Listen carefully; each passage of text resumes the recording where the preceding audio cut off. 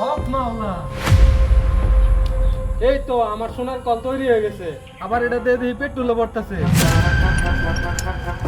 যাক আলহামদুলিল্লাহ, এখন এটা দিয়ে আমি বড় লোক হয়ে যাবো। আমি তোরা লাগাম তো মোটর চালানিস না পেট্রোল পেট্রোল কই পাবি আমি কি জানি চোরা লাগে পেট্রোল বাজাবো না? কে রে কলতে পেট্রোল পড়তাছে পেট্রোল পুরো গাজাই পুরো গাঙ্গি পেট্রোল দরকার, আমরা পেট্রোল নেবো মনে হয় টিয়া তো কিনা লাগবো না। তাড়াতাড়ি যাই যাক তা ভালো হইলো, আমি মনে হয় তাওয়াটা গুপ্তচর পাইছি। এ ভাই সরেন সরেন পেট্রোল নম হ্যাঁ ভাই দাঁড়ান।